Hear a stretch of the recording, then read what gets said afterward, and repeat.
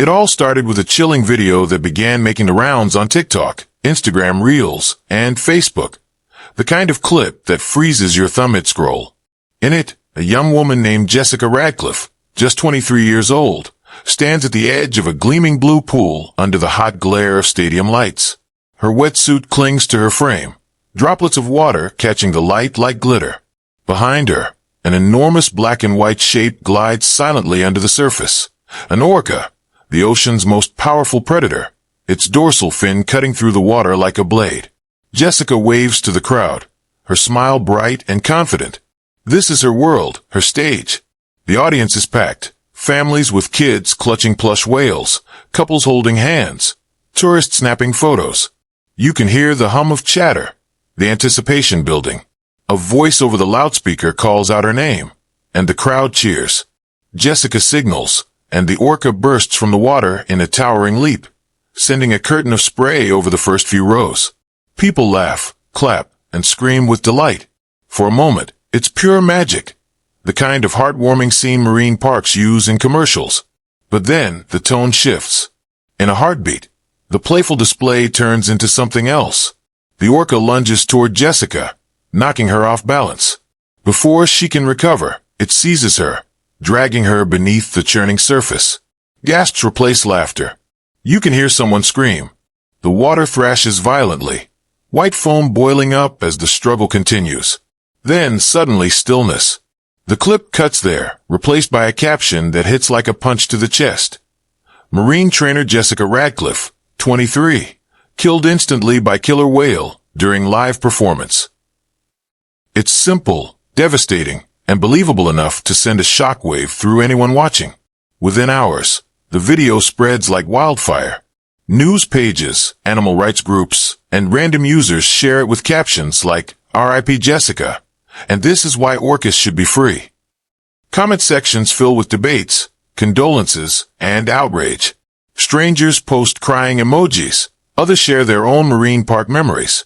The hashtag Justice for Jessica trends. But the internet has a way of picking at threads until the whole fabric unravels.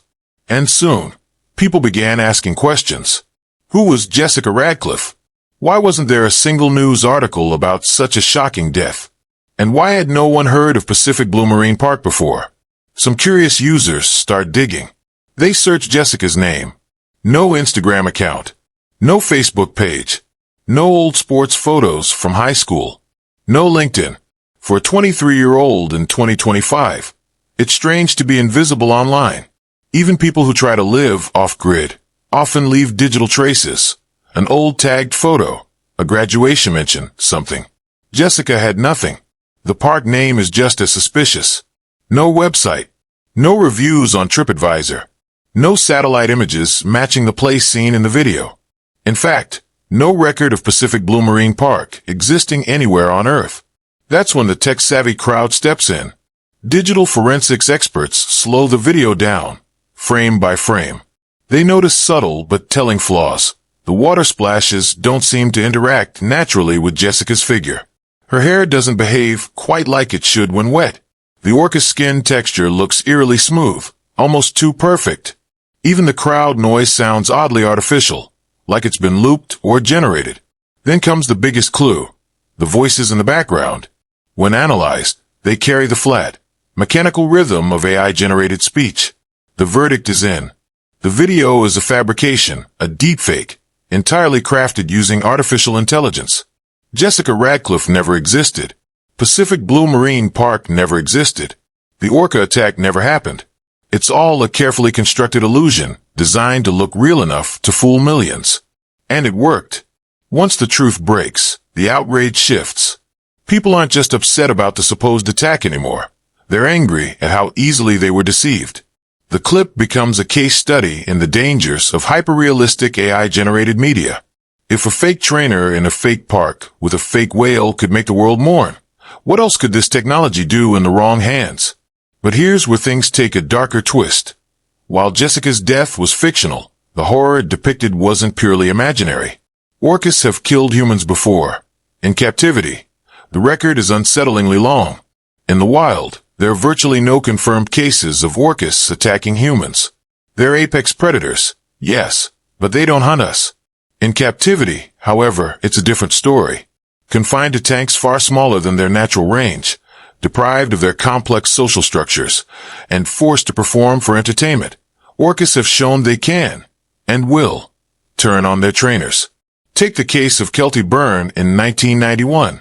She was a 21-year-old marine biology student working at Sealand of the Pacific in British Columbia.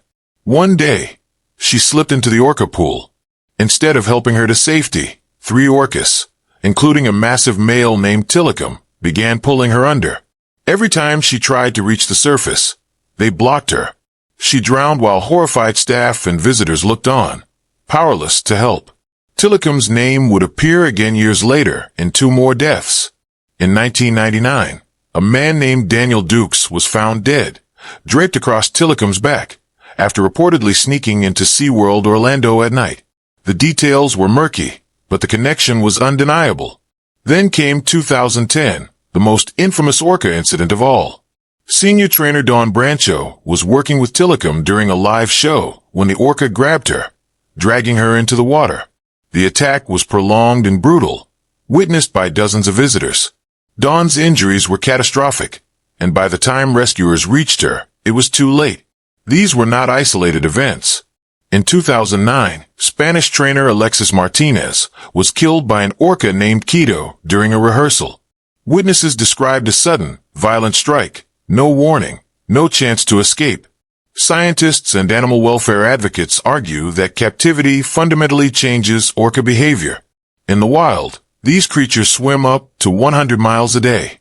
They hunt in coordinated pods, using complex vocalizations to communicate. In marine parks, they circle the same small space endlessly, often displaying signs of psychological stress, collapsed dorsal fins, repetitive movements, aggression. And yet, shows continue.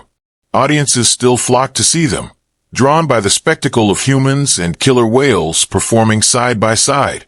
Jessica Radcliffe may have been a fabrication, but her story tapped into something real. Our fascination with the ocean's most intelligent predator, our unease about the ethics of keeping them in tanks, and our vulnerability to believing what we see on a screen. The fake video worked because it felt plausible. We've seen it before. We've read the headlines. We've heard the interviews from survivors and the grieving families of those who didn't make it out. We know the power of an orca, and we know the danger of underestimating it. In the end, Jessica's tragedy never happened, but it could have. And that's what makes it stick in the mind. The ocean is beautiful, and orcas are extraordinary creatures. But they are not pets. They are hunters, rulers of their realm. And whether in truth or fiction, stepping into their world always carries a risk.